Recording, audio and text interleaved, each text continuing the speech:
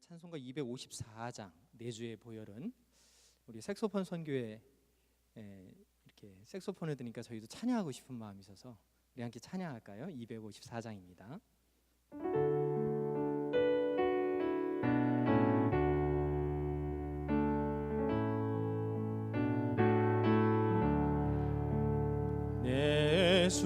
예수의 보혈을 정하고 정하다 내 죄를 정케 하신 주 나로라 하신다. 내가 주께로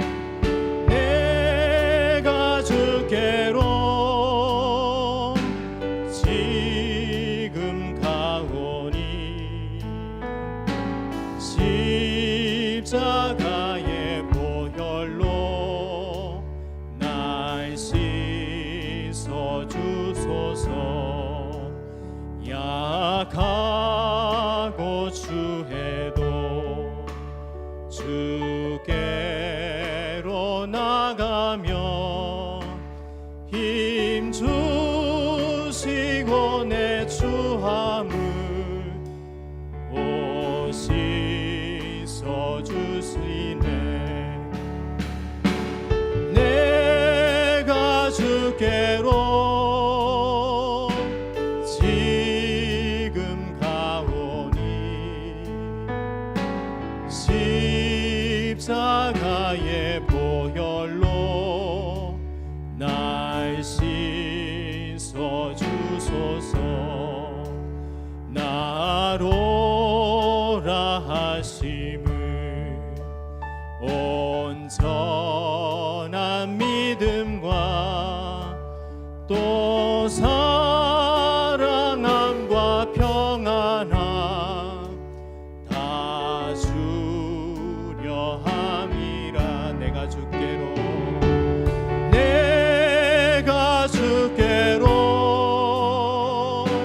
지금 가오니 십자가의 보혈로 날 씻어 주소서. 큰 죄인 복받아 살 길을 얻었네. 한없이 넓고 큰 은혜 베풀어 주소서. 내가 주께로 지금 가오니 십자가의 보혈로 날 씻어 주소서.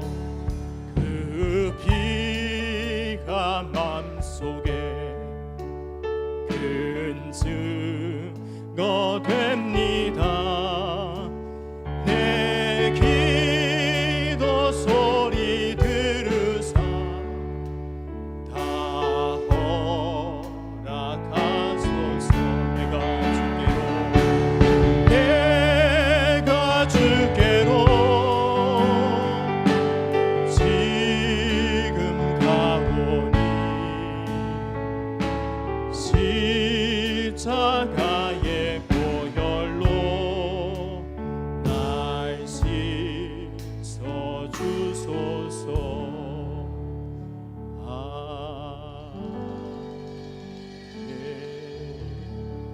자, 기도하겠습니다. 하나님, 주님 앞에 나왔습니다. 십자가의 보혈로 깨끗이 씻김받는 시간이 되게 하시고 하나님의 귀한 은혜가 우리의 삶 가운데 흔들리지 않는 믿음이 되고 평안함과 안식이 있는 복된 주일이 될 수 있도록 하나님 인도하여 주옵소서. 오늘 담임 목사님 말씀 선포해 주신 그 유월절 하나님 그 영화로운 삶이 우리 안에 기쁨과 감사로 열매 맺도록 도와주시고 오늘 함께 찬양하고 이 찬송에 들려진 그 메시지가 우리의 삶 가운데 은혜가 되고 하나님을 향해 더욱더 나아가는 복된 시간이 되게 하여 주옵소서. 예수 그리스도의 이름으로 감사하며 기도하옵나이다. 아멘. 오늘 본문이 되는 히브리서의 헬라어 원전의 제목은 프로스 헤브라이오스, 히브리인들에게입니다. 그러니까 히브리서는 히브리인들에게 쓰여진 것입니다. 히브리서는 대대적인 박해가 있었던 그것을 경험한 유대인 출신의 그리스도인에게 쓰여진 것이고요. 그래서 히브리서를 읽을 때에는 박해받고 있는, 어려움을 겪고 있는 유대인의 심정으로 읽는 것이 굉장히 중요한 것이고, 그래야 잘 이해가 됩니다. 외국 사람들이 한국 사람들을 이야기할 때에 한에 대해서 이야기하죠. 한국 사람들의 한민족이 갖고 있는 한, 이것은 다른 사람들이 이해할 수가 없지요. 그래서 우리가 아리랑을 부를 때에 그 느낌과 외국 사람들이 아리랑을 부를 때의 그 느낌이 사뭇 다른 것은 우리 한민족이 갖고 있는 정서 안에 있는 가장 중요한 감정들이 있기 때문입니다. 그래서 히브리서를 읽으려면 히브리인들의 그 박해받고 있던 상황을 잘 기억하고, 그래서 사실 히브리서는 이 율법과 제사와 그리고 예수 그리스도의 이 삶이 어떻게 함께 조화를 이루느냐, 이게 굉장히 중요한 주제입니다. 그래서 신약 성경의 조직 신학하면 이제 로마서와 히브리서 이렇게 들 수가 있는데, 히브리서는 그래서 조금 어렵습니다. 그러나 이 유대인 출신의 그리스도인이 겪고 있는 그런 어려움들, 박해 상황에서 이 하나님께 이 히브리인이었던 그 기자가 무엇을 원했는지 함께 살펴보면서 오늘 함께 은혜를 나눴으면 좋겠어요. 그래서 예수님이 어떻게 유대인들과 이 세상의 만민을 구원하셨는지에 대한 내용이 이 히브리서의 전반적인 그런 주요한 내용입니다. 특별히 우리가 읽은 히브리서 10장은 예수님의 죽음이 어떻게 우리들에게 자유를 주셨냐, 이거에 대한 내용이 나오는 거죠. 여러분, 유대인들에게 예배는 죄를 씻는 그런 과정입니다. 오늘 담임 목사님께서 그 설교하신 것처럼 수많은 희생 제사를 통해서 유대인들은 그 예배를 올려드립니다. 그 예배의 주요한 목적은 죄를 씻는 것입니다. 그래서 나의 죄를 씻기 위해서 양과 소와 또 비둘기 뭐 이런 것들 있죠. 그런 제사들을 통해서 어떻게 합니까? 그 피를 들여 죄사함을 받는 것입니다. 그것이 구약의 예배였죠. 예배 중에 소제나 이런 것들, 화목제나 관계 안에서 불편한 것들도 이런 제사를 통해서 해결되었습니다만, 중요한 것은 특별히 죄를 어떻게 씻느냐, 이것이 구약의 예배였습니다. 그런데 히브리서를 이렇게 보낸 기자들이, 이 서신을 보낸 이 기자가 생각하니까 자신이 예배를 이렇게 드려보니까요, 희생 제물이 자신의 죄를 온전히 씻어주지 못한다는 사실을 깨달은 거예요.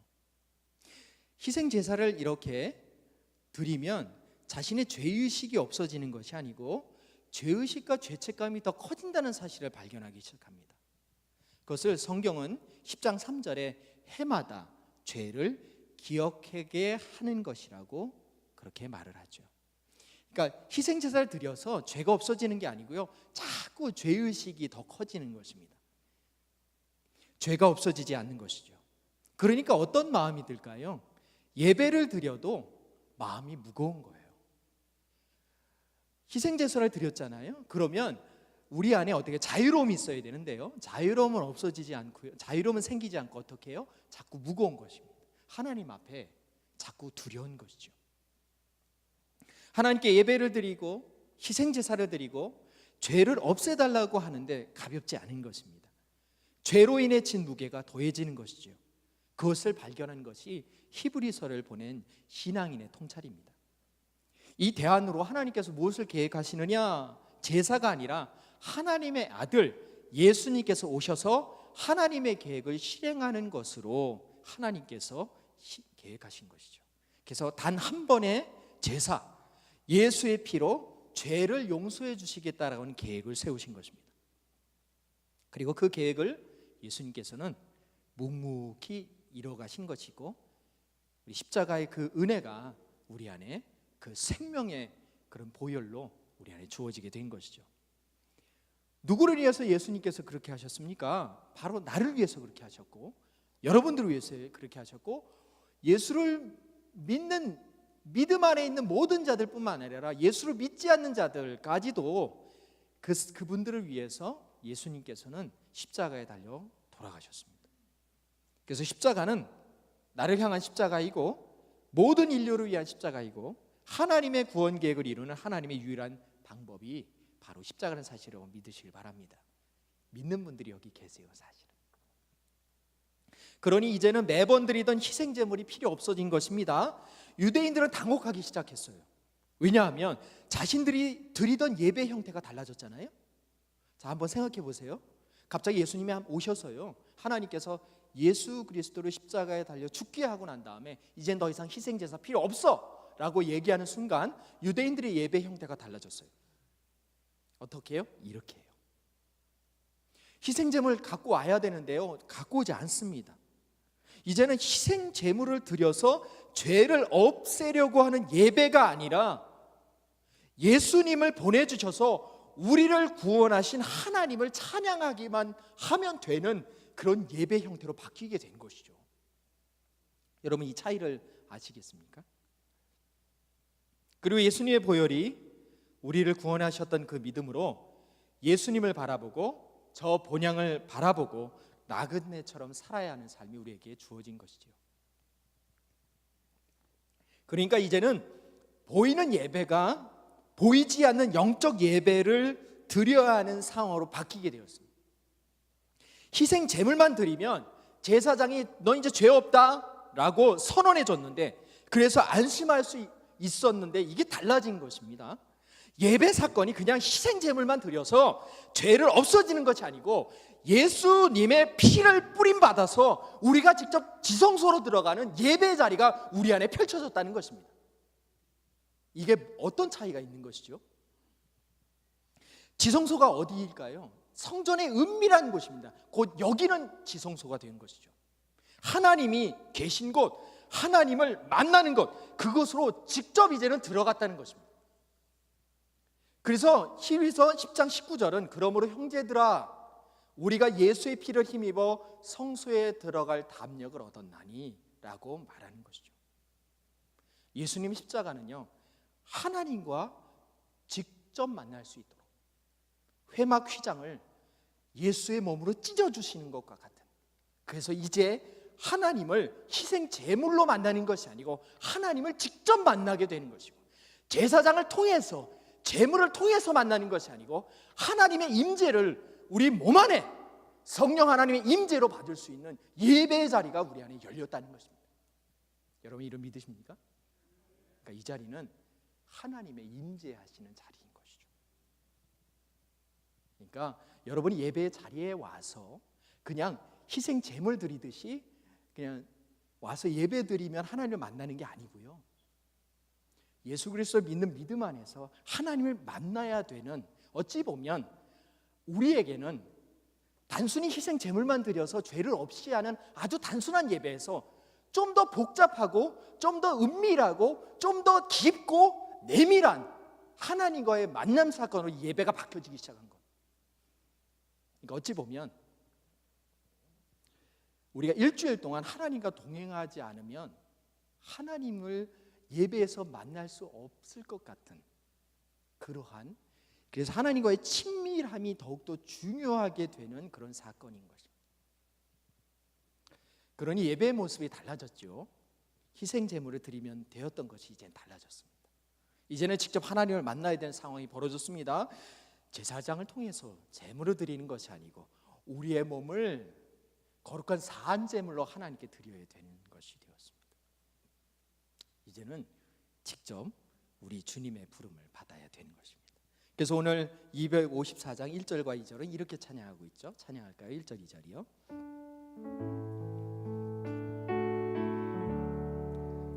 내 주의 보혈을 정하고 정하다 내 죄를 정케 하신 주 날 오라 하신다. 내가 주께로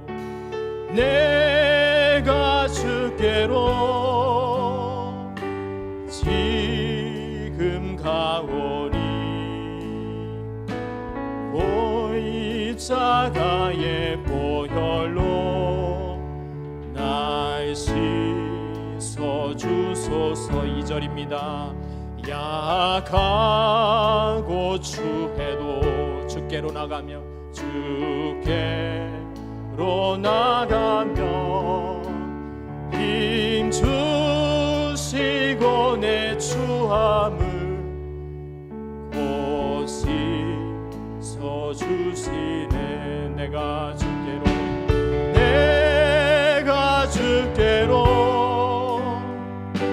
지금 가오니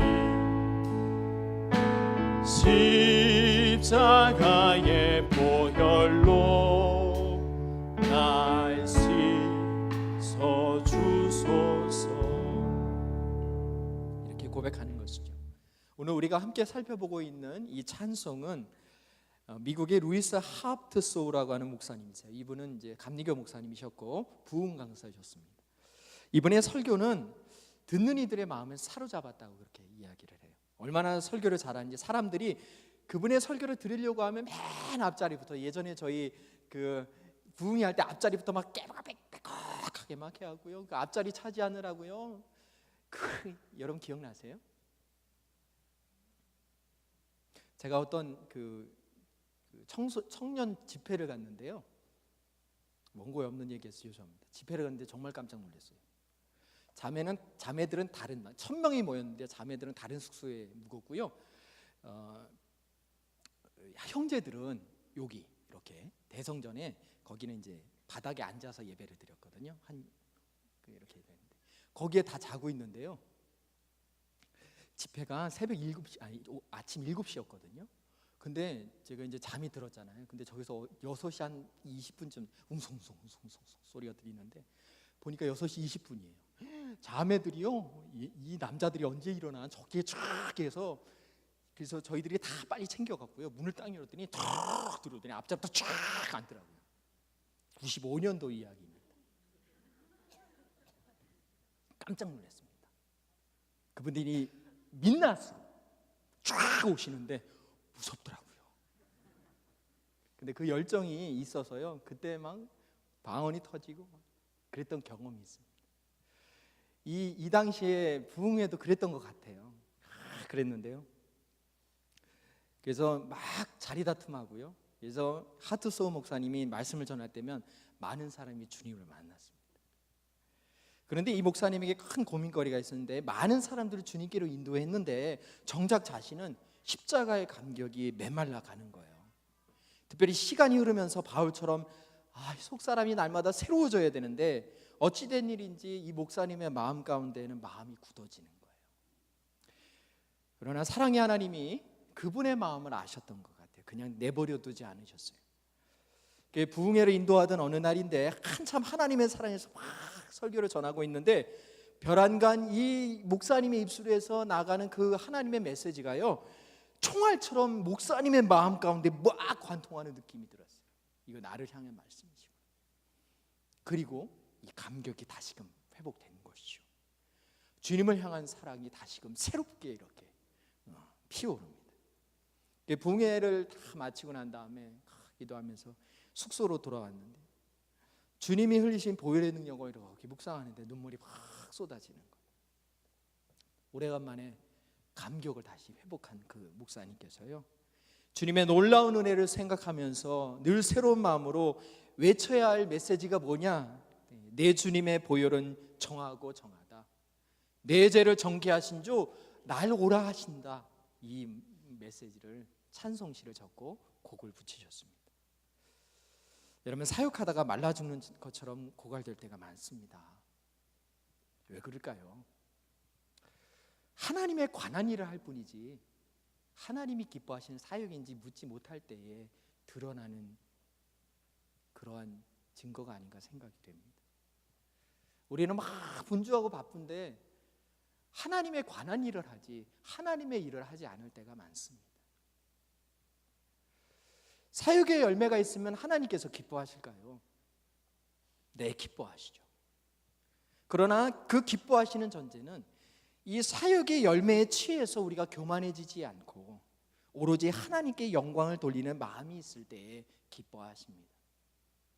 그래서 희생 제물을 원하시는 것이 아니고 희생 제물 안에 담겨 있는 우리 인생들의 하나님을 향한 마음을 하나님께서 기뻐하시는 것처럼 오늘 하나님께서는 우리의 찬송을 기뻐하시는 것이 아니고 찬송 가운데에 우리의 마음 가운데 하나님을 향한 사랑과 믿음과 소망과 열정을 하나님은 기대하고 바라보고 계신다는 것이죠. 사랑하는 여러분, 사역이 잘 되고 뭔가 좀 잘 되는 것 같은데 때로 우리에게 메마른 심령을 부어주실 때가 있죠. 참 그럴 때 힘들고 어렵습니다. 잘 되는 것 같은데 메말라요. 사랑 많으신 하나님께서 뭔가 잘못된 길로 가고 있다는 사실을 말씀해주고 계시고 하나님께 더 가까이 나아와서 바른 방향을 발견하고 하나님께 물으라고 하는 하나님의 사인인지 여러분 믿으시고, 혹시나 여러분 가운데 잘 되는 것 같은데 마음 가운데 턱턱 막히고 메마른 심령이 있다고 한다면 오늘 하나님께 나와 여러분의 마음을 드리고 여러분의 삶의 방향과 그리고 사역의 방향과 목적이 새로워지고 또 발라지는 그런 복된 시간 되시기를 주의 이름으로 간절히 축원을 드립니다. 우리 주님은 우리를 부르셔서 하나님과 직접 만나게 하십니다. 이 자리는 하나님을 만나는 자이고 하나님은 다른 어떤 사람이 아니라 오늘 나를 만나고 싶어 하신다. 오늘 나를 만나고 싶어 하신다. 이러니까 여러분을 만나고 싶어 하시죠. 저를 포함해서 모든 자들을 만나고 싶어 하셔서 특별히 믿음의 공동체인 교회를 또한 직접 만나고 싶어 하시는 것입니다. 그래서 부르셔서 우리가 추해도 정케하셔서 우리를 사용하시는 아름다운 은혜를 베풀어 주신 하나님의 사랑이 크신 것을 여러분 믿으시길 바랍니다. 예수님 그럼 십자가에 달려 돌아가신 다음에 무엇을 하실까요? 저희가 읽진 않았습니다. 13절 말씀에 보니까 자기 원수들을 자기 발등상이 되게 하실 때까지 기다리신답니다. 여러분, 자기 발등상이 되게 하신다, 이런 표현이 무슨 뜻일까요?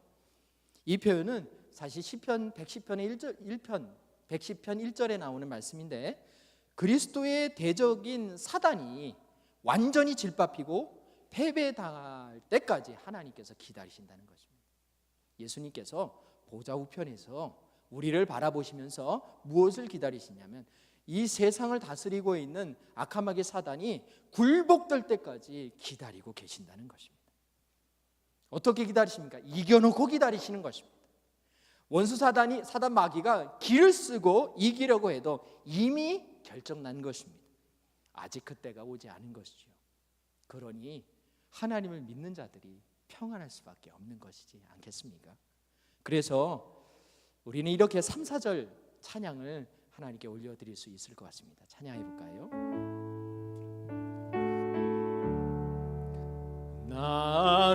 나로라 하심은 온전한 믿음과 또 사랑함과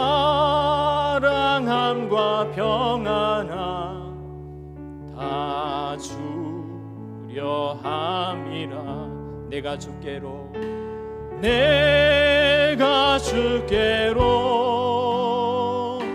지금 가오니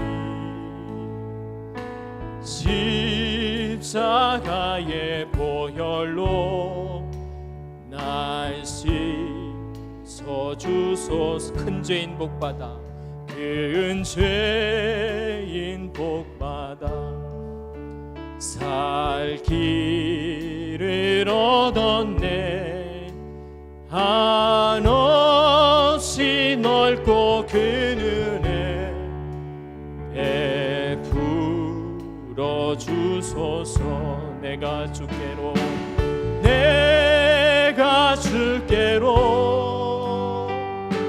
지금 가오니 십자가의 보혈로 날 씻어주소서.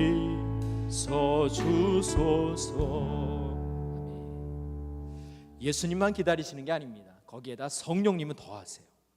15절부터 읽진 않았습니다만 성령님께서 우리에게 증언해 주시는 내용이 있다, 이렇게 말하고 있거든요. 두 가지를 증언해 주시고 있는데 첫 번째는 16절에 율법을 마음에 받고 생각에 새겨주시겠다 이렇게 말씀하세요. 왜요? 흔들리지 않고 진짜 예배 드릴 수 있도록. 우리 마음 가운데 그래서 하나님의 말씀이 마음에 박히는 것입니다. 누가 그렇게 해주신다고요? 성령 하나님께서. 그러니까 여러분 혹시나 여러분 지혜가 부족하거든 하나님께 구하라고 하신 말씀이 그 말씀이시죠.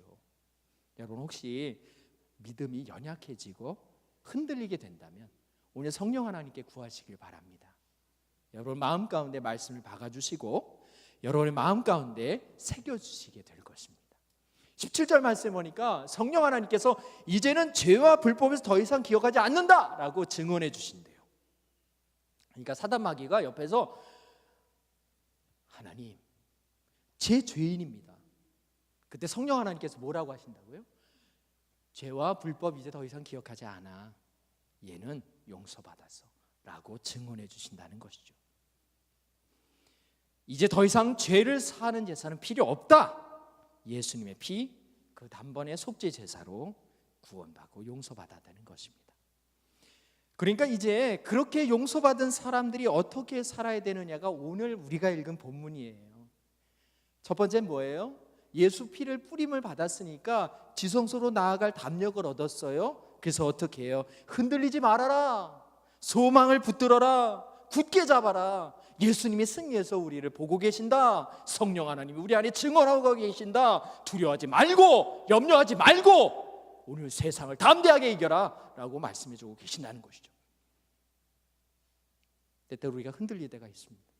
오늘 이 말씀이 오늘 히브리인들이 박해를 당하고 막 흔들릴 때에 그 말씀이 아니고 이 세상을 살아가는 이 복잡한 세상, 악한 사단이 울며 우리를 우는 사자처럼 삼킬 자를 찾는 이 세상 속에 우리에게도 하시는 말씀이라는 것이죠.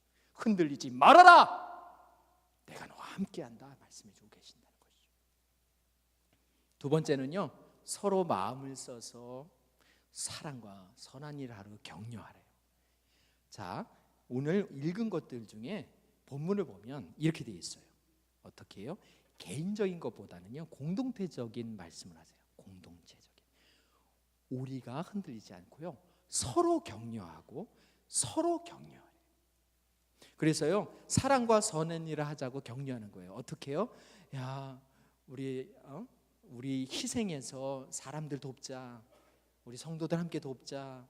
헌신하자. 이런 것들을 서로 격려하면서요 하나님이 기뻐하신 일을 할 때에 하나님의 귀한 은혜를 우리에게 더욱더 크게 부어주신다는 것이죠. 서로 격려하래요. 그러니까 여러분 어떤 사역의 자리가 있는데요 그게 너무 좋아요. 아니 그 자리가 도움이 필요한 자리예요. 그러면 서로 격려하면서 그 자리를 채워가는 거예요. 그때 하나님이 기뻐하시고 용서받고 예수 그리스도의 보혈의 피를 뿌림받은 사람들이 해야 할 상황은 희생에도 헌신에도 기쁨으로 감당할 수 있다는 것이죠. 그 다음에 세 번째는 뭐냐면 서로 격려해서 모여라 이렇게 말씀해 주세요. 어떤 사람들은요 습관적으로 모이지 않아요. 근데 그것을 좋아하는 사람처럼 하지 말고 서로 모여서 기도하고 서로 격려해라 이렇게 오늘 말씀을 주고 계시는 거죠. 하나님 우편에서 우리의 원수 마귀가 예수님 앞에 굴복하기를 예수님 기다리고 계시고, 그래서 내가 이겼다 걱정하지 말아라 말씀해 주고 계시죠. 성령 하나님께서 하나님 앞에 나오는데 죄책감을 갖고 있는 우리의 연약함을 잘 알고 계십니다. 예수의 보혈이 너를 구원했다. 너는 있는 모습 그대로 하나님 앞에 나오면 되고 죄를 더 이상 기억하지 않겠다 그렇게 말씀해 주고 계십니다. 그러니까 이런 우리가 얼마나 행복한 사람입니까? 사실 살펴보면 우리만큼 행복한 사람이 없습니다. 왜냐하면 천지만물을 지으신 하나님이 우리의 아버지가 되시고 예수님은 저것들 굴복할 때까지 우리를 위해서 중보기도 하시잖아요. 우리가 연약해질까 봐. 성령 하나님은 더 기가 막히세요. 우리 안에 오셨어요. 그래서 우리 안에서 마음에 박아주시고 굳건하게 해주시고 강건하게 해주시고 우리의 기도를 들으시고 탄식함으로 또 우리가 모를 때도 기도해 주시고 이런데 행복하지 않으면 조금 이상한 것 같아요. 그죠? 그래서 저는 가끔 좀 많이 이상할 때가 있어요. 마음 상할 때. 그러니까 하나님께 그런 마음을 들고 나오는 예배의 자리에 하나님은 만나 주시는 건 아니겠습니까? 그래서 하나님이 기뻐하시는 예배는 상한 심령이라, 여러분의 상한 심령 하나님께 온전하게 드리고 하나님을 만나는 시간 되시기를 바랍니다. 그래서 하나님이 이 피를 우리에게 주셨으니까 마지막 5절 찬양을 우리가 이렇게 찬양하는 것 아니겠습니까? 5절 찬양하겠습니다. 그 피가 맘속에 큰 증거 됩니다. 내 기도 소리 들으사 다 허락하소서. 내가 주께로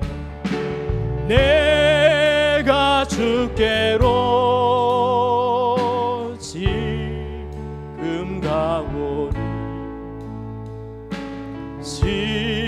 십자가의 보혈로 날 씻어 주소서. 말씀을 맺습니다. 무디 목사님과 함께 찬양 사역을 했던 쉔키라고 하는 분이 계세요. 데이비드 쉔키. 흑인 분이시고요. 저는 쉔키라 그래서 여성분인 줄 알았는데 남자분이세요. 거구의 남자분이신데요. 이분이 참 찬양을 잘하셨어요. 그래서 무디 목사님이 그런 얘기를 하셨대요. 나는 입술로 하나님의 말씀을 그 귀에 들리게 하지만 쉔키 저분의 찬양 사역자의 그 찬양은 그 말씀이 마음에 박히도록 그렇게 하신다. 이렇게. 그래서 목회 파트너로 아주 잘 맺어졌어요. 그래서 막 부이 막 일어나시죠. 이분이 내 주의 보혈이라는 찬양을 이래 부르시면서 하나의 에피소드를 그의 자서전에 이렇게 기록했습니다.